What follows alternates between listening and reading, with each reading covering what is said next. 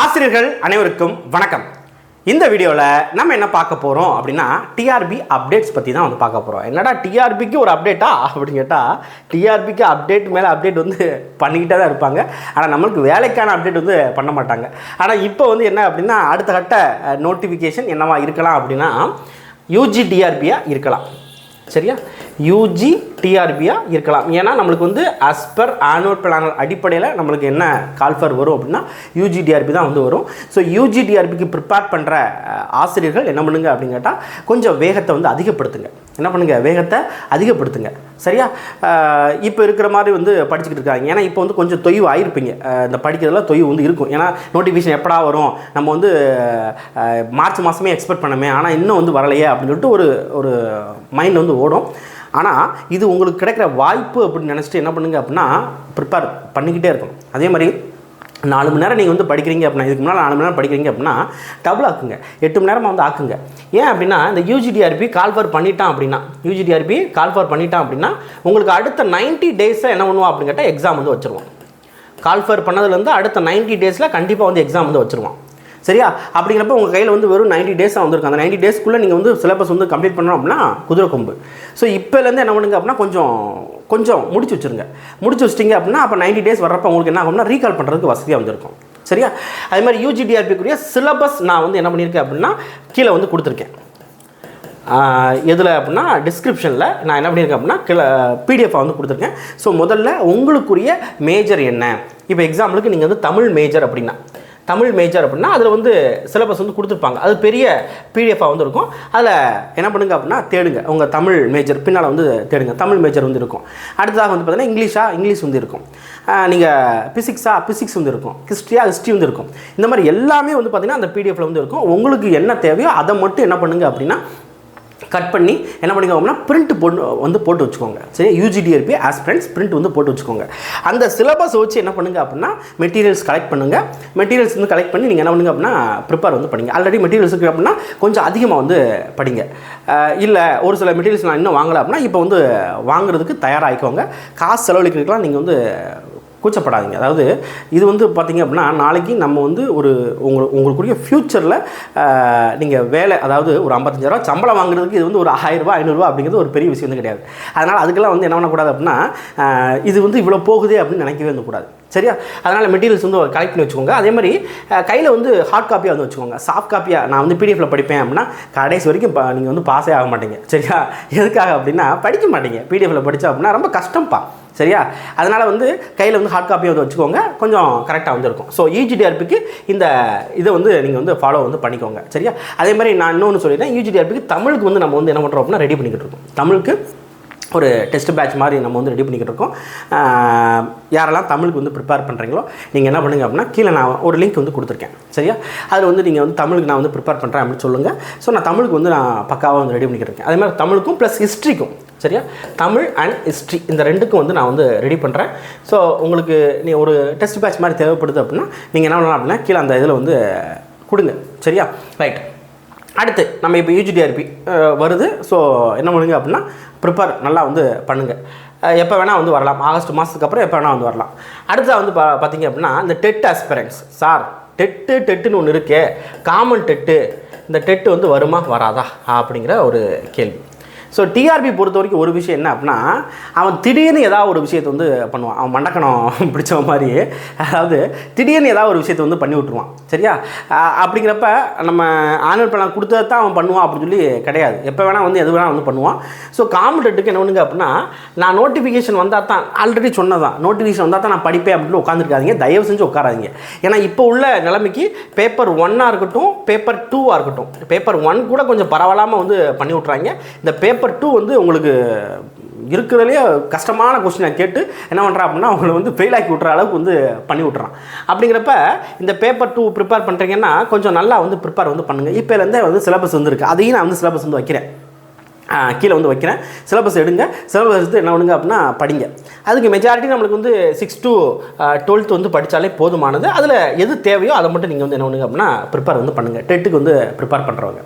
சரியா, அதுக்காக வந்து நம்மளுக்கு வந்து டெட்டு வந்து வராதா அப்படின்னு கேட்டால் டெட்டு வர்றதுக்கு வாய்ப்பு வந்து அதிகமாக இருக்குது. அதாவது இது கன்ஃபார்ம் வந்து வந்துடும். ஏன்னா இந்த வருஷம் ஆனுவல் பிளான் கொடுத்துருக்காங்க. ஸோ கன்ஃபார்ம் வந்து வந்துடும். ஸோ டெட்டும் வந்து பார்த்திங்க அப்படின்னா வர்றதுக்கு வாய்ப்பு வந்து அதிகமாக இருக்குது. ஏன்னா வருஷத்துக்கு 2 டைம் கால்ஃபர் பண்ணணும் அப்படின்னு சொல்லியிருக்காங்க. ஸோ வர்றதுக்கு வாய்ப்பு இருக்குது. எப்போ எக்ஸாம் இருக்கலாம் அப்படின்னா டிசம்பராக இருக்கலாம், இல்லைனா 2027 ஜனவரி இந்த இதில் வந்து வர்றதுக்கு வாய்ப்பு வந்து இருக்குது. சரியா, வாய்ப்பு தான் இருக்குது. ஓகேவா, அதுக்காக சார் நீங்கள் சொன்னீங்கல்ல எக்ஸாம் வந்து வரல அப்படின்னு சொல்லக்கூடாது.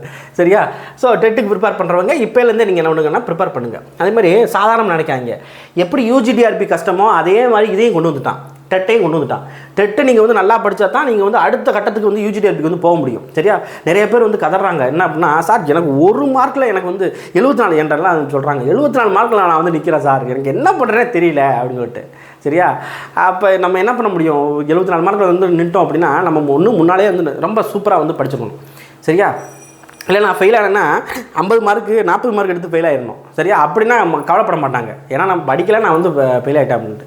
இந்த மாதிரி நடுவில் வந்து மார்க் வந்து நிற்கிறப்ப மனசு ரொம்ப கஷ்டமாக இருக்கும் இல்லையா? ஸோ அந்த மாதிரி நிலைமைக்கு வந்து நீங்கள் வந்து போயிடாதீங்க. இப்போலேருந்து என்ன பண்ணுங்க அப்படின்னா, அந்த பேப்பர் 2 ப்ரிப்பேர் பண்ணுறவங்க ப்ளஸ் பேப்பர் 1 ப்ரிப்பேர் பண்ணுறவங்க நல்லா வந்து ப்ரிப்பேர் பண்ணிக்கோங்க. ஒரு எக்ஸாம் தான் நான் கிளியர் பண்ணுறேன், அதுக்கப்புறம் நான் நியமன தேர்வு தான் படிப்பேன் அப்படின்னு உட்காந்து படிக்கணும். சரியா, இல்லையா ஸ்பெஷல் டெட் நான் வந்து எழுதுறேன், அதாவது ஆசிரியராக நான் வந்து இருக்கேன், ஒரே ஒரு எக்ஸாம் தான் நான் கிளியர் பண்ண போகிறேன், வீட்டில் உட்காந்து நான் வந்து படிக்க போகிறேன். சரியா, வீட்டில் உட்காந்து நான் வந்து படிக்க போகிறேன், நான் டெஸ்ட் வந்து போட போகிறேன், ஏதாவது டெஸ்ட் பேட்ச் இருந்தால் டெஸ்ட் வந்து போட போகிறேன், நான் வந்து என்ன பண்ண போகிறேன் அப்படின்னா பாஸ் ஆக போகிறேன். அந்த மாதிரி மைண்ட் செட்டில் வந்து உள்ளே வந்து வரணும். சும்மா வந்து நம்ம வந்து கடைசி நேரத்தில் வந்து நான் வந்து படிச்சிருவேன், நான் கடைசி நேரத்தில் பாஸ் ஆகிடணும், ஏன்னா கடைசி நேரத்தில் மட்டும் நான் வந்து இங்கிட்டு கொஞ்சோண்டு படித்தா வந்து போதும் அப்படின்னு மட்டும் தயவு செஞ்சு நினச்சி இந்த டிஆர்பி சைடு வந்து வராதிங்க. இப்போ வந்து கொஸ்டின் பேட்டர்லாம் நான் என்ன பண்ணுறாங்க அப்படின்னா கொஞ்சம் தரமாக வந்து மாற்றிட்டாங்க. ஸோ அதுக்கு வந்து ரெடியாக வந்து எடுத்துக்கோங்க. ஓகேவா, அடுத்து பிஜிடிஆர்பி. ஓகேவா, பிஜிடிஆர்பி, இந்த பிஜிடிஆர்பி பொறுத்த வரைக்கும் இந்த வருஷம் நம்மளுக்கு வந்து ஆனுவல் பிளானால் இல்லை. ஓகேவா, ஆனுவல் பிளானால் பிஜிடிஆர்பி இல்லை, அதனால் இந்த வருஷம் கண்டிப்பாக வந்து வராது. அடுத்த வருஷம் வந்து கண்டிப்பாக வந்து வர்றதுக்கு வாய்ப்பு அதிகமாக இருக்குது. அதே மாதிரி யூஜிடிஆர்பியை கம்பேர் பண்ணுறப்ப பிஜிடிஆர்பி பெஸ்ட்டு. நிறைய பேர் என்ன பண்ணுறாங்க அப்படின்னா யூஜிடிஆர்பியில் வேலைக்கு வந்து போயிடுவாங்க, போனதுக்கப்புறம் கொஞ்ச நாளில் பிஜிடிஆர்பி கிளியர் பண்ணுறான், கிளியர் பண்ணி அங்கே வந்து ஓடிடுறான்.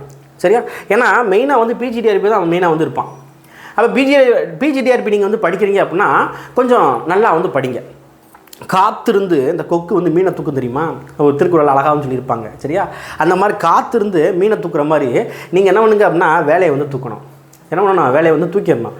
தூக்கிட்டு நான் வந்து அடிச்சாம்பர் அப்பாயின்மெண்ட் ஆர்டர் அப்படிங்கிற மாதிரி அப்பாயின்மெண்ட் ஆர்டர் கையில் வாங்கிட்டு அடுத்து தான் வந்து பேசணும். சரியா, அது வரைக்கும் என்ன பண்ணால் செயலில் தான் வந்து நம்ம வந்து இருக்கணும்.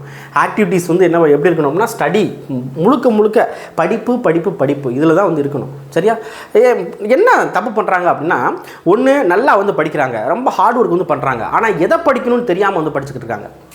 அந்த மாதிரி வந்து பண்ணக்கூடாது.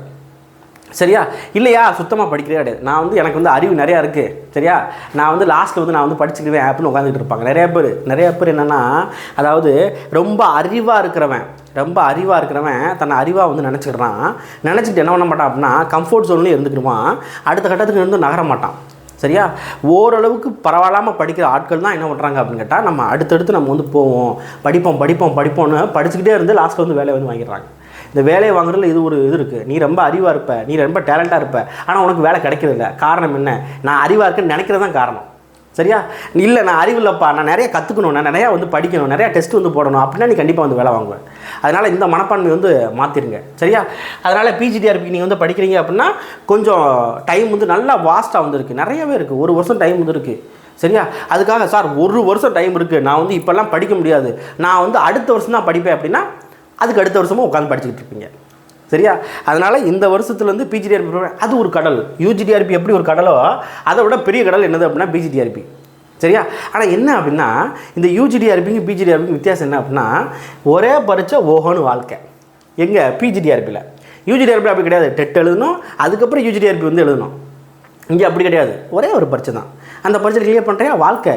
எப்படி வாழ்க்கைன்னு பாருங்கள், லெவல் 18 கிட்டத்தட்ட 55,000 சம்பளம், இதுக்கும் வந்து பார்த்திங்கன்னா 50,000 60,000 சம்பளம் கிட்ட வந்து வரும். சரியா, ஆனால் இதுக்கு வந்து அடுத்த லெவல் போகுது இல்லையா, அடுத்த லெவல் போகிறப்ப நம்மளுக்கு சேலரி இன்க்ரிமெண்ட் வந்து நல்லா இருக்கும் பிஜிடிஆர்பியில். யூஜிடிஆர்பிலையும் சேம் தான் சார். என்ன சார் நீங்கள் வந்து ரெண்டுக்கும் சேம் கிட்டத்தட்ட சேம் ஆகும் சொல்கிறீங்க, சம்பளம் வந்து அதுக்கு வந்து யூஜிடிஆர்பிக்கு 50,000 தான் வருது, இதுக்கும் கிட்டத்தட்ட 60,000 கிட்ட தான் வந்து வருது, எப்படி சார் இது வந்து அப்படின்னு சொல்லி கேட்பீங்க. ஆனால் இங்கே லெவல்னு ஒன்று இருக்குது. அங்கே யூஜிடிஆர்பி பொறுத்த வரைக்கும் லெவல் 12 13 அந்த லெவலில் தான் வந்துருக்கும். ஆனால் இங்கே வந்து அப்படி கிடையாது, லெவல் 18 கிட்ட வந்துருக்கும். லெவல் 18னா அடுத்த 19 20 21 22 போகிறப்ப நம்மளுக்கு என்ன ஆயிரும் அப்படின்னு கேட்டால் குரூப் 1 சேலரி கிட்ட வந்துடும். உங்களுக்கு அந்த சேலரி லெவல் வந்து போக போக என்ன ஆகும் அப்படின்னு கேட்டால் கூட்டிகிட்டே வந்து போகும். யூஜிடிஆர்பி இருந்தீங்க அப்படின்னா நீங்கள் ஒரு 10 வருஷத்தில் வந்து என்ன ஆகும் அப்படின்னா ஒரு கிட்டத்தட்ட ஒரு வளர்ச்சி வந்துருக்கும் இல்லையா, அந்த வளர்ச்சியை இங்கே இருக்கிறப்ப என்ன ஆகும் அப்படின்னா சட்டுன்னு அப்படியே டபுள் ஆக்கிரும் இங்கே பிஜிடிஆர்பி. அதனால தான் பிஜிடிஆர்பி நிறைய பேர் வந்து என்ன பண்ணுவாங்க அப்படின்னு கேட்டால் ப்ரிப்பேர் வந்து பண்ணுவாங்க. ஆனால் நிறைய பேர் பண்ணுற தப்பு என்ன அப்படின்னா பிஜிடிஆர்பி ரொம்ப கஷ்டமாக வந்து இருக்கும் அப்படின்னு நினச்சி என்ன பண்ணுறது அப்படின்னா பிஜிடிஆர்பி பண்ணுறதில்ல. ஸோ இப்போ இருக்கிற வாய்ப்பு பிஜிடிஆர்பி. நீங்கள் வந்து ஒரு மாஸ்டர் டிகிரி வித் பிஎட் வந்து வச்சுருக்கீங்க அப்படின்னா, மாஸ்டர் டிகிரி வித் பிஎட் வந்து வச்சுருக்கீங்க அப்படின்னா நீங்கள் தாராளமாக உங்கள் டிபார்ட்மெண்ட்டில் நீங்கள் பிஜிடிஆர்பிக்கு நீங்கள் என்ன பண்ணுங்க அப்படின்னா கண்டிப்பாக வந்து ப்ரிப்பேர் வந்து பண்ணுங்கள். இது வந்து என்ன அப்படின்னா நல்லா இருக்கும்ப்பா, வாழ்க்கை நல்லாயிருக்கும். சரியா? அப்போ அது வாழ்க்கை நல்லா இருக்கா சார் அப்படின்னு கேட்டால் அதுவும் வாழ்க்கை நல்லாயிருக்கும். ஆனால் இது சம்பளத்தின் அடிப்படையில் நல்ல ஒரு இது இருக்குது. அடுத்து ப்ரொமோஷனும் நம்மளுக்கு வந்து ஓரளவுக்கு பரவாயில்லாமல் வந்துருக்கும். சரியா? ஸோ இதுதான்ப்பா டிஆர்பி அப்டேட்ஸ் அப்படின்னு சொல்லலாம். ஓகேவா? நம்ம இந்த வருஷத்துக்கு டிஆர்பி அப்டேட்ஸ். அது மாதிரி டிஆர்பியில் பண்ணுற தப்பு என்ன அப்படின்னா தயவு செஞ்சு என்ன பண்ணுங்க அப்படின்னா நோட்டிஃபிகேஷன் வந்தால் தான் படிப்பேன் அப்படின்னு சொல்லி நான் திரும்ப சொல்லுவேன். நோட்டிஃபிகேஷன் வந்தால் தான் படிப்பேன்னு சொல்லி உட்காந்துருக்காங்க. எப்போனாலும் நம்மளுக்கு வந்து நோட்டிஃபிகேஷன் வந்து வரலாம். அதனால் நீங்கள் என்ன பண்ணுங்க அப்படின்னா படிச்சுட்டே இருங்க. நீங்கள் டெட்டுக்கு ப்ரிப்பேர் பண்ணுறீங்களா படிங்க, யூஜிடிஆர்பி ப்ரிப்பேர் பண்ணுறீங்களா படிங்க. அதேமாதிரி குழப்பக்கூடாது. உங்களோட கோல் வந்து தெளிவாக வந்துருக்கணும். இப்போ யூஜிடிஆர்பியில் தெளிவாக வந்துருங்க, பிஜிடிஆர்பியில் தெளிவாக வந்துருங்க. சரியா? ஏதாவது ஒன்று வந்து நம்ம வந்து பிக் பண்ணிடணும். ஓகேவா? அப்படிங்கிறப்ப ரெண்டையும் போட்டு குழப்பிக்கிட்டு இருக்கக்கூடாது. நான் இதுவான்னு குழப்பக்கூடாது. சரியா? ரைட். நான் சிலபஸ் வந்து கொடுத்துருக்கேன். ஸோ சிலபஸை பார்த்து என்ன பண்ணுங்க அப்படின்னு கேட்டால் அதுக்கேற்ற மாதிரி நீங்கள் வந்து பிளான் வந்து போடுங்க. பிளான் போட்டு நீங்கள் வந்து படிங்க. அது மாதிரி தமிழுக்கும் ஹிஸ்ட்ரிக்கும் நான் வந்து ரெடி பண்ணுறேன். ஸோ யாராவது நீங்கள் வந்து யூஜிடிஆர்பி நீங்கள் வந்து ப்ரிப்பேர் பண்ணுறீங்க அப்படின்னா, பிஜிடிஆர்பிக்கு நமக்கு கொஞ்சம் நாளாகும். ஸோ யூஜிக்கு வந்து நீங்கள் வந்து ப்ரிப்பேர் பண்ணுறீங்க அப்படின்னா தாராளமாக வந்து நீங்கள் வந்து எனக்கு வந்து மென்ஷன் பண்ணி சொல்லுங்கள். நான் ரெடி பண்ணிவிட்டு உங்களுக்கு வந்து வரேன். கூடிய சீக்கிரம் வந்து வந்துடுவேன். சரியா? நன்றி.